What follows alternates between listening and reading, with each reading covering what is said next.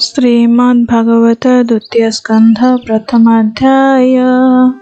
सुत उवाच हरिचरण चिंते ध्याने कोमल गभीर वचने रोमपुलक निज देहि सुख कहन्ति राजा चाहि।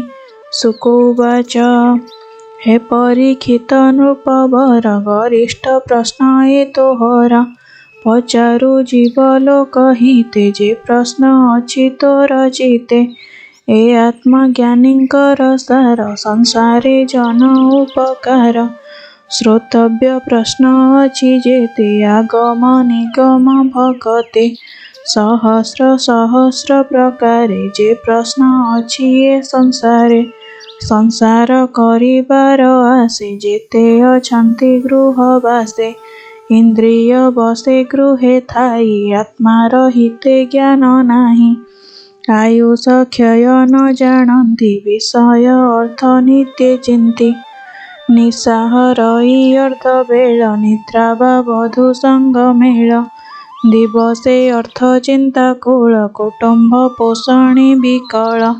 सुत कळत्र देह पाई आनंदे तांक मध्ये थाई। विष्णुर माया सत्य चिंती निकटे मृत्यु न देखन्ति। मरण देखुथान्ति डोळे अज्ञाने भ्रमे सुख भोळे। एणु संसार प्राणींकर आत्मार गति अगोचर। एणु संसार भाव तेजी आत्मार गति चित्ते हेजी। जे हरि सर्व घटे पुरे निर्लेप बाह्य अभ्यंतरे। तार महिमा शुणी कर्णे नामको उच्चारी बदने। स्मरण कर हृदगते जेबे अभय इच्छा चिते। एकथा सांख्य जोगे जाणी स्वधर्म निष्ठा परिमाणी। जन्मर लाभ ए प्रमाण अन्ते स्मरण नारायण। पूर्वे निर्मल मुनि जेते तत्व विचारी वेद मते। विधि निषेध दूर करी कृष्णर भाव हृदय धरी। कृष्णर गुण अनुक्षणे गुणन्ति शुणन्ति श्रवणे। ए भागवत धर्म बाणी ब्रह्म समानि परिमाणी। द्वापर जुग अंत काले मुझे अनेक शिष्य मिले। मोर जनक व्यास मुनि ताहांक शिक्षा शिरे घेनी। निर्गुण मार्गे दृढ़ चित विष्णुर भाव हेला जात। निश्चल जोगे मन थोई जेबा अभ्यास कली मुहि। कहिबी तोर आगे ताहा शुण परीक्ष पुण्य देहा।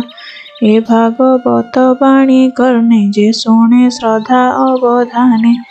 मुकुंद पादे तांक मन निश्चले रहे अनुक्षण।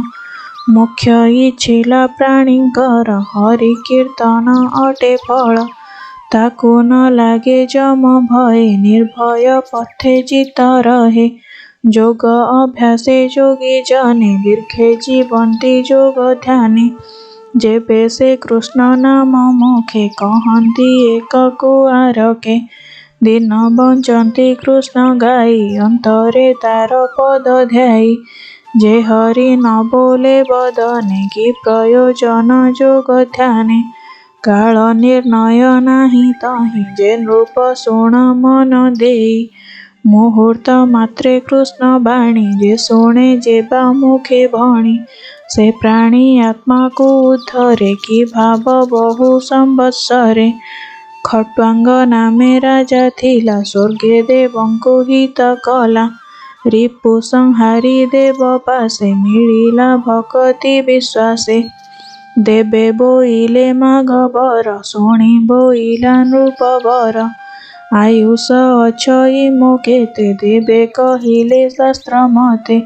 मुहूर्ते अछि तो जीवन ता शुणी संतोष राजन। तत्क्षणे आसी मही तले भाबिला अकिंचन मिले। मुहूर्ते नाम उच्चारिला अन्ते से गोविंदे पशिला। एबे शपथ दिन जाए जीवन थिब तोर देहे। ଏବେ ହରିଙ୍କି ଆଶ୍ରେ କର, କର୍ଣ୍ଣେ ଶୁଣ ମୁଖେ ଉଚ୍ଚାର। ଯେ ଅନ୍ତକାଳେ କୃଷ୍ଣ ବାଣୀ, ମୁଖେ ଉଚ୍ଚାରେ କର୍ଣ୍ଣେ ଶୁଣି। ତାହାର ମୃତ୍ୟୁ ଭୟ ନୋହେ, ଧାରାତ ନୟ ନିଜ ଦେହେ। ଯେତେ ବିଷୟ ଆତ୍ମା ଭେଦି, ଅସଙ୍ଗ ଶସ୍ତ୍ରେ ତାହା ଛେଦି। ବେଗେ ସେ ପଶେ କୃଷ୍ଣ ଭାବେ, ଶୁଣ କହିବା ତୋତେ ଏବେ। ଯେ ପ୍ରାଣୀ ଅନ୍ତକାଳ ଜାଣି, ଆତ୍ମାର ହିତ ମନେ ଗୁଣି। ଘରୁ ବାହାର ହୋଇ ଜ୍ଞାନୀ, ତପ ଆଚରେ ଘୋର ବନେ। ସ୍ନାହାନ ସାରି ତୀର୍ଥ ଜଳେ, ଆସନେ ବସିବ ନିଶ୍ଚଳେ। ଏକାନ୍ତେ ଯେ ବିଧି ଆସନେ, ପ୍ରଥମ ଆଶ୍ରମ ଲକ୍ଷଣେ। ଅଭ୍ୟାସ କରି ଶୁଦ୍ଧ ମନେ, ତ୍ରିବୃତ ବ୍ରହ୍ମ ସୁମରଣେ। ପ୍ରାଣ ପବନ ଯୋଗେ ରୁନ୍ଧି, ଚଞ୍ଚଳ ଇନ୍ଦ୍ରିୟ ନିରୋଧି। ବୁଦ୍ଧି ସାରଥି ଆଶ୍ରେ କରି, ବିଷୟ ସମୂହ ସଂହରି। କର୍ମେ ଚଞ୍ଚଳ ମନ ବଳେ, ନିରୋପି କୃଷ୍ଣ ପାଦ ତଳେ। ତାର ଶରୀର ଅବୟବେ, ଚିନ୍ତିବ ଏକେ ଏକେ ଭାବେ। ମନକୁ ନିର୍ବିଷୟ କରି, ସକଳ ଚିନ୍ତା ପରିହରି। ମନ ପ୍ରସନ୍ନ ଯେତେବେଳେ, ଜ୍ଞାନ ପ୍ରସରେ ସୁନିଶ୍ଚଳେ। ସ୍ୱଭାବେ ମନ ଦୁଷ୍ଟପଣେ, ଆବୃତ ରଜତମ ଗୁଣେ। ଏଣୁ ଧାରଣା ଆଶ୍ରେ କରି, ମନର ମଳ ଅପହରି। ଏମନ୍ତ ଯୋଗର ଧାରଣ, ଯୋଗୀଙ୍କି ଭକତି ଲକ୍ଷଣ। ଯେ ଭକ୍ତି ଧାରଣାର ବଳେ, ଯୋଗ ପ୍ରାପତ ଅନ୍ତକାଳେ। ବିଷୟ ଦେଖଇ ମଙ୍ଗଳ, କୃଷ୍ଣେ କରଇ ସର୍ବ ମେଳ। ଏମନ୍ତ ସୁକ ମୁଖୁ ଶୁଣି, ବୋଲେ ପାଣ୍ଡବ ଚୂଡ଼ାମଣି। ରାଜା ଉବାଚ, ଧାରଣା ଯୋଗ ଚିତ୍ତେ ଧରି, ଯେମନ୍ତେ ତରେ ବ୍ରହ୍ମଚାରୀ। ଯେମନ୍ତ ଧାରଣା ନିଶ୍ଚଳ, ବେଗେ ହରଇ ମନୋମଳ। ଏ ଯୋଗ ଧାରଣା ସ୍ୱଭାବ, ଯେ ଶସ୍ତ୍ର ମାର୍ଗେ ଅନୁଭବ। ଗୁରୁ ବଚନେ କିବା ଜାଣି, ଯୋଗ ଧାରଣା ପରିମାଣି। ଯେଣେ ଅଭ୍ୟାସ ପ୍ରାଣୀ କରେ, ଯେମନ୍ତେ ମନୋମଳ ହରେ। କହି ପବିତ୍ର ମୋତେ କର, ନିର୍ମଳ ହେଉ ମୋ ଶରୀର। ଏମନ୍ତ ରାଜା ପ୍ରଶ୍ନ ଶୁଣି, ଶୁକ କହନ୍ତି ମନେ ଗୁଣି। ଶୁକ ଉବାଚ, ଜିତ ଆସନ, ଜିତ ପ୍ରାଣ, ଜିତ ବିଷୟ ଇନ୍ଦ୍ରଗଣ। ସ୍ଥୂଳ ଶରୀରେ ବୁଦ୍ଧି ବଳେ, ମନକୁ ସ୍ଥାପିବ ନିଶ୍ଚଳେ। ବିଶେଷେ ଗୋବିନ୍ଦ ଶରୀର, ଅତ୍ୟନ୍ତ ସ୍ଥୂଳୁ ସ୍ଥୂଳତର। ଯହିଁ ସଂସାର ପରମାଣ, ଭୂତ ଭବିଷ୍ୟ ବର୍ତ୍ତମାନ। ବ୍ରହ୍ମାଣ୍ଡ ବସେ ଯାର ଦେହି, ସପ୍ତାବରଣେ ଯୁକ୍ତ ହୋଇ। ବିରାଜ ପୁରୁଷ ଏ ମଧ୍ୟେ, ବସେ ଧାରଣା ଅନୁବାଦେ। ବ୍ରହ୍ମାଣ୍ଡ ଚତୁର୍ଦଶ ପୁର, ପ୍ରମାଣ ଯାହାର ଶରୀର। ଶୁଣ କହିବା ଅର୍ଦ୍ଧ ଊର୍ଦ୍ଧ୍ୱେ, ବିରାଟ ରୂପ ଥାଇ ମଧ୍ୟେ। ପାତାଳ ବୋଲି ପାଦ ମୂଳ, ପାର୍ଷ୍ଣିପାଦଗ୍ର ରସାତଳ। ଚରଣ ଗୁଳ୍ଫେ ମହାତଳ, ଜଙ୍ଘ ଯୁଗଳ ତଳାତଳ। ସୁତଳ ବୋଲି ଜାନୁ ଯୁଗେ, ବିତଳା ତଳ ଉରୁ ଭାଗେ। ଜଘନ ଦେଶ ମହୀତଳ, ନାଭି ମଣ୍ଡଳ ନଭସ୍ଥଳ। ସ୍ୱର୍ଲୋକ ହୃଦୟରେ ବସେ, ଜ୍ୟୋତି ସମୂହ ପରକାଶେ। କଣ୍ଠ ଆଶ୍ରିତ ମହର୍ଲୋକ, ବଦନେ ବସେ ଜନଲୋକ। ଲଲାଟେ ତପଲୋକ ବସେ, ସତ୍ୟ କଳ୍ପିତ ଶିରଦେଶେ। ବାସବ ଆଦି ଦିଗପାଳ, ଯାହାର ଭୁଜ ସୁବିଶାଳ। କର୍ଣ୍ଣ ଯାହାର ଅଷ୍ଟଦିଶା, ଅଶ୍ୱିନୀ କୁମାରେ ଜାନାସା। ଜ୍ୱଳନ୍ତା ଅଗ୍ନିଜା ବଦନ, ନୟନ ଗୋଲକ ଗମନ। ତପନ ଯାର ଚକ୍ଷୁ ବେନି, ଉଦୟ ଅସ୍ତ ପକ୍ଷୁ ବେନି। ଯାର ଭ୍ରୁଭଙ୍ଗ ବ୍ରହ୍ମପଦ, ସଲିଳ ତାକୁ ରସ ଜିହ। ସକଳ ବେଦ ବ୍ରହ୍ମରନ୍ଧ୍ର, ବିକଟ ଦନ୍ତ ଯମପଦ। ଯାହାର ତୁଣ୍ଡେ ସ୍ନେହ କଲା, ଅର୍ଦ୍ଧ ଊର୍ଦ୍ଧ୍ୱରେ ଦନ୍ତମାଳା। ଜନ ଉନ୍ମାଦ ଯାର ହାସ, ଯେ ବିଷ୍ଣୁ ମାୟାର ପ୍ରକାଶ। ସଂସାର ଯାହାର କଟାକ୍ଷ, ଏ ଜୀବ ଲଭେ ଯା ପ୍ରତ୍ୟକ୍ଷ। ଉପର ଓଷ୍ଠେ ଲଜ୍ଜା ବସେ, ଲୋଭ ବସଇ ଅଧୋ ଦେଶେ। ଧର୍ମ ବସଇ ସ୍ତନ ଯୁଗେ, ଅଧର୍ମ ପଥ ପୃଷ୍ଠ ଭାଗେ। ଅଣ୍ଡେ ବସଇ ପ୍ରଜାପତି, ମିତ୍ରା ବରୁଣ କୋଶେ ସ୍ଥିତି।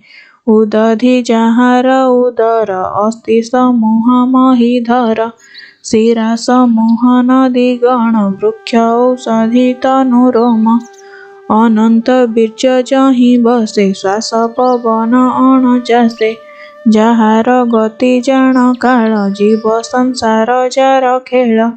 ଜିମୁତ ଗଣ ଯାର କେଶ, ସନ୍ଧ୍ୟା ଯାହାର ନିଜ ବାସ। ପ୍ରକୃତି ହୃଦୟ ଯାହାର, ଯାହାର ମନ ନିଶାକର।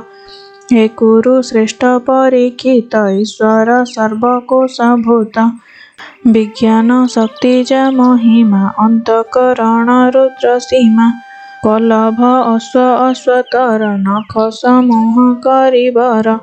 ଯେ ପଶୁ ମୃଗାଦି ବିଶେଷେ, ସର୍ବକଳ୍ପିତ ଶ୍ରୋଣୀ ଦେଶେ। ପକ୍ଷିଏ ଯାର ବ୍ୟାକରଣ, ବୁଦ୍ଧି ବିଷୟ ମନୁଗଣ। ଯାର ନିବାସ ନର ଦେହ, ଯହିଁ କଳ୍ପିତ ମାୟା ମୋହ। ଗନ୍ଧର୍ବ ବିଦ୍ୟାଧର ଆଦି, ଚାରଣ ଗଣିକା ପ୍ରସିଦ୍ଧି। କିନ୍ନର ଗଣ ଯାର ସ୍ୱର, ବୀର୍ଯ୍ୟରେ କଳ୍ପିତ ଅସୁର। ବ୍ରାହ୍ମଣ ଯାର ମୁଖୁ ଜାତ, କ୍ଷତ୍ରିୟ ଭୁଜରୁ ସମ୍ଭୂତ। ଉରୁରୁ ବୈଶ୍ୟ ଉତୁପତି, ପାଦରୁ ଜନ୍ମ ଶୂଦ୍ର ଜାତି। ନାନା ପ୍ରକାର ନାମ ବହି, ଅଭୀଷ୍ଟ ଦେବେ ଯାର ଦେହି। ନିଗମ କର୍ମ କାଣ୍ଡ ଯେତେ, ଯାହାର କର୍ମ ଏ ଯୁଗତେ। ଏମନ୍ତେ ଈଶ୍ୱରର ଦେହେ, ବସନ୍ତି ଅବୟବ ପ୍ରାୟେ। ଏମନ୍ତେ ଏ ସ୍ଥୂଳ ଶରୀରେ, ଧାରଣ ଯୋଗେ ନିର୍ବିକାରେ। ମନ ନିରୋଳ ଯୋଗ ବଳେ, ଗୋବିନ୍ଦ ଚରଣ କମଳେ। ସର୍ବ ଶରୀରେ ଭଗବାନ, ତାତହୁଁ କେବା ଅଛି ଆନ। ସେ ସର୍ବ ବୁଦ୍ଧି ଅନୁଭବ, ଜୀବ ପରମ ପଦ୍ମନାଭ। ସତ୍ୟ ପରମାନନ୍ଦ ନିଧି, ତାର ଭଜନ ସର୍ବସିଦ୍ଧି। ଜନ୍ମ ମରଣ ତାର ତହୁଁ, କେବା ଗୋଚରେ ତାହା କାହୁଁ। ଯେ ଅନ୍ୟ ସଙ୍ଗ ଦ୍ୱାରା ସୁତ, ନ କରି ଯେଣୁ ଆତ୍ମପାତ। ସ୍ୱପ୍ନରେ ଜୀବର ଯେ ମନ୍ତ, ଦେଖଇ ଇନ୍ଦ୍ରିୟ ବୃତ୍ତାନ୍ତ। ଯେ ସର୍ବ ମିଥ୍ୟା ଜୀବ ସତ୍ୟ, ଏ ଜ୍ଞାନେ ହୁଅଇ ମୁକ୍ତ। ସୁତ ଉବାଚ ଏମନ୍ତ କହି ଶୁକ ମୁନି, ହରଷେ ହରି ଭାବ ଘେନି। ଆନନ୍ଦେ ପରୀକ୍ଷିତ ମିଳେ, ଯାହା କହିଲେ ଗଙ୍ଗା କୂଳେ। ଇତି ଶ୍ରୀମଦ୍ଭାଗବତେ ମହାପୁରାଣେ ପାରମହଂସ୍ୟାଂ ସଂହିତାୟାଂ ଦ୍ୱିତୀୟ ସ୍କନ୍ଧେ ମହାପୁରୁଷ ସଂସ୍ଥାନ ଅନୁବର୍ଣ୍ଣନେ ନାମ ପ୍ରଥମୋଧ୍ୟାୟ।